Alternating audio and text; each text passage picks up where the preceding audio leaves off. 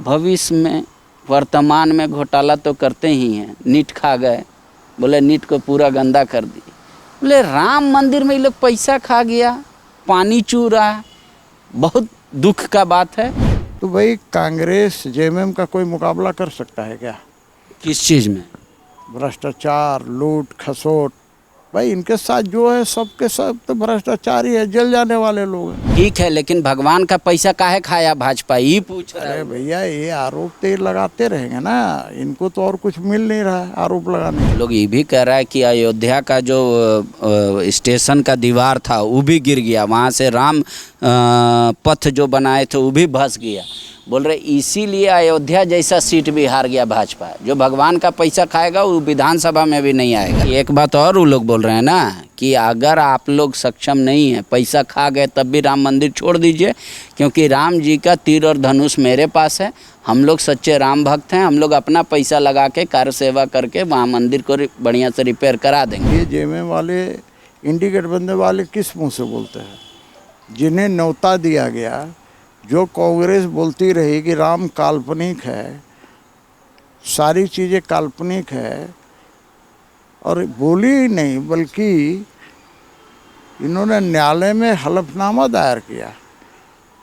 ये जेएमएम के लोग, हेमंत सोरेन जी कहा करते थे कि जय श्री राम से मेरा कान पक जाता है। इनकी बातों को तरजीह देना कितना जरूरी है? धरती लोक हो या पाताल हो, आकाश हो या जमीन हो, भूत हो या वर्तमान हो या फिर भविष्य हो, बीजेपी ही एकमात्र ऐसी सेकुलर पार्टी है जो हर जगह भ्रष्टाचार करती है, भ्रष्टाचार में कोई कंप्रोमाइज़ नहीं करती। आज दुखी होकर जेएमएम ने इस बात को कहा है। क्यों कहा है? दरअसल राम मंदिर में पानी टपकने लगा है। वो लोग कह रहे हैं कि भाजपा ने राम के नाम पर वोट लिया और उन्हीं के नाम पे अब पैसा भी खा गए। हमारे साथ बीजेपी के वरिष्ठ नेता सीपी सिंह जी हैं। बोले भविष्य में वर्तमान में घोटाला तो करते ही हैं। नीट खा गए, बोले नीट को पूरा गंदा कर दी। बोले राम मंदिर में ये लोग पैसा खा गया, पानी चू रहा है, बहुत दुख का बात है। मतलब इससे बड़ा भ्रष्टाचारी आप लोग से बड़ा है कि धरती पर ना कोई हुआ है ना होगा भविष्य। कौन कहता है? जेएमएम। देखिए जेएमएम की जहाँ तक बात है तो जेएमएम का बड़े नेता, मैं नाम नहीं लेना चाहूँगा, से लेकर वर्तमान के नेता, सारे के सारे लोग जेल की हवा खा चुके हैं। जेल कोई भारतीय जनता पार्टी ने नहीं भिजवाया, जेल अपनी करनी से गए हैं। यदि भ्रष्टाचार घोटाला नहीं किए रहते तो जेल क्यों जाते हैं? ये आरोप लगाते हैं।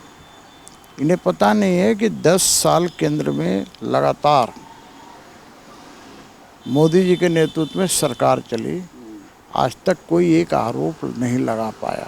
बोल रहा है राम मंदिर का गर्भगृह चू रहा है। कैसा मंदिर बनाए भैया? पैसा का इतना आया, करोड़ों रुपया खा गए। बोले वहाँ जमीन का घोटाला हुआ है। असल में ये लोग गए होंगे राम मंदिर के अंदर, इनके ऊपर पानी टपका होगा। असल में क्या है कि पंडित जी जब जाते हैं ना मंदिर के अंदर पूजा कराने, तो पंडित जी शुद्ध जल छिड़कते हैं, उसको इन्होंने समझ लिया होगा पानी ऊपर से टपक रहा है। ये महंत जी ने प्रेस कॉन्फ्रेंस किया, बोले वहाँ कि पानी चू रहा है। मुझे नहीं पता इसके बारे में कि महंत जी ने कहा कि नहीं कहा, कौन आरोप लगा रहा है। लेकिन मैं ये स्पष्ट कहूँगा, जहाँ तक भ्रष्टाचार की बात है तो भाई कांग्रेस जेएमएम का कोई मुकाबला कर सकता है क्या? किस चीज़ में? भ्रष्टाचार, लूट खसोट, भाई इनके साथ जो है सबके सब तो भ्रष्टाचार ही है, जल जाने वाले लोग हैं।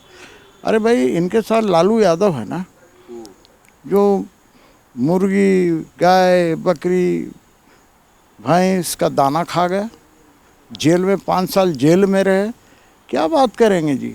किसकी किसकी नाम गिनाऊं मैं? बोले वो ठीक है, लेकिन भगवान का पैसा काहे खाया भाजपा, ये पूछ रहा अरे है। भैया ये आरोप तो ये लगाते रहेंगे ना, इनको तो और कुछ मिल नहीं रहा है आरोप लगाने के लिए। नहीं, एक बात और वो लोग बोल रहे हैं ना कि अगर आप लोग सक्षम नहीं है, पैसा खा गए, तब भी राम मंदिर छोड़ दीजिए, क्योंकि राम जी का तीर और धनुष मेरे पास है, हम लोग सच्चे राम भक्त हैं, हम लोग अपना पैसा लगा के कार्य सेवा करके वहाँ मंदिर को बढ़िया से रिपेयर करा देंगे।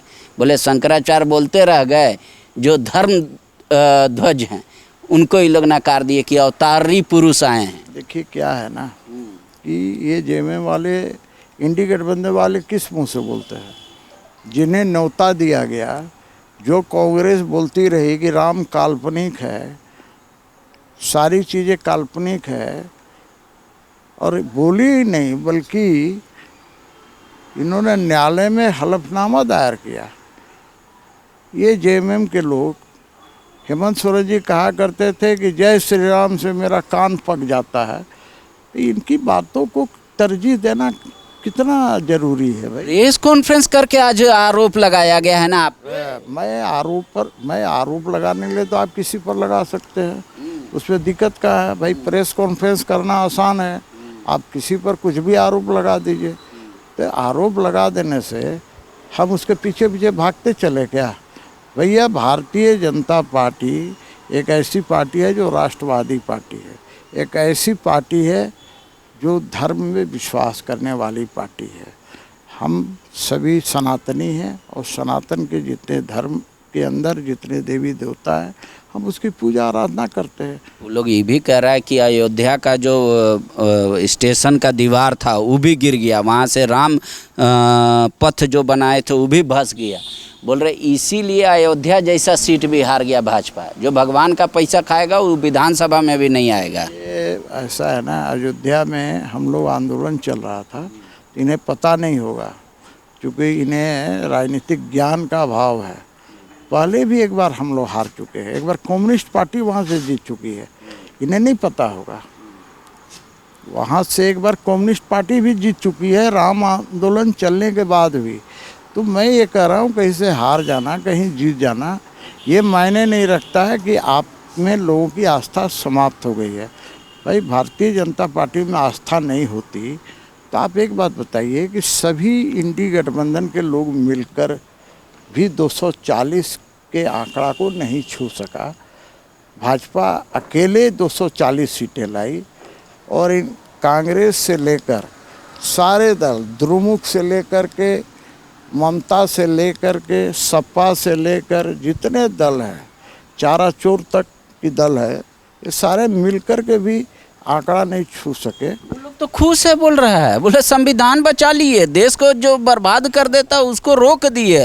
पूर्ण बहुमत में भाजपा आती तो बोले कि सर, बोले हम लोग हार के भी जितना खुश है ना वो लोग जीत के भी नहीं खुश। 1975 में आपातकाल लगाया, पूरा प्रेस अभिव्यक्ति की स्वतंत्रता पर प्रतिबंध लगा दिया, वो संविधान बचाने चले। खड़गे जी गुस्सा आ जाते हैं आपके इस बात पे। कल लोकसभा में बोले ना कि आप लोग 10 साल से अघोषित आपातकाल लगाए हैं, कोई आपके खिलाफ नहीं बोलता ना कि ये लोग जो है ना, ये लोग तो चोर मचाए शोर वाली कहावत को चरितार्थ कर रहे हैं।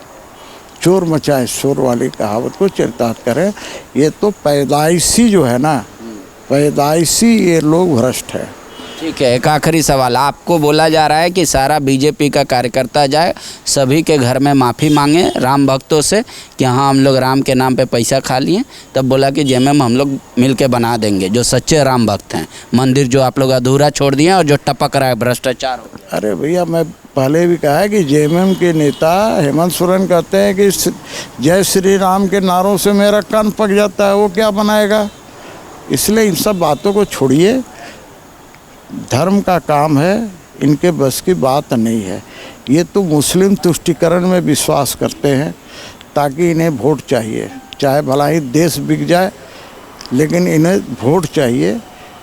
हम ये नहीं होने देंगे। वो तो कह रहे हैं कि मेरा पार्टी का तीर धनुष ही राम का है और आप कह रहे हैं तुष्टीकरण। भैया फिर वही बात, तब तो कोई गदा छाप रख ले तो कहेगा कि हनुमान जी का पार्टी के हम हैं, कोई कुछ रख ले, त्रिशूल रख ले तो कहेगा कि भाई हम तो भोले शंकर के पार्टी के हैं, उनके भक्त हैं।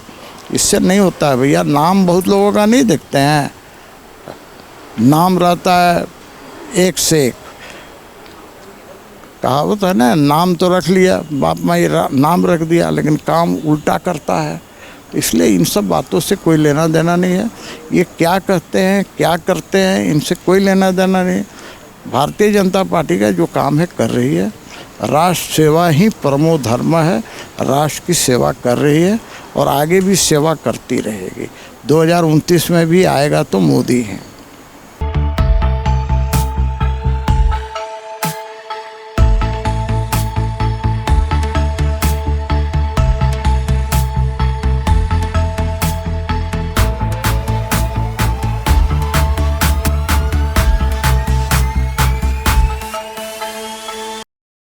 बायोम मेडिकल प्रिपरेशन का एकमात्र संस्थान जहां है complete digital classrooms, individual doubt counters, video lectures, student tracking system, library facility, 100% result oriented rankers batch, study package and class notes in PDF। Jharkhand के इतिहास में पहली बार नीट यूजी में 700 मार्क्स पार। 10th पास स्टूडेंट्स के लिए फाउंडेशन कोर्स और 11th पास student के लिए फ्रेशर कोर्स। 12th पास स्टूडेंट्स के लिए टारगेट कोर्स 18 अप्रैल से शुरू हो रहे हैं। Contact biome. thefollowup.in. Like, share, and subscribe. www.thefollowup.in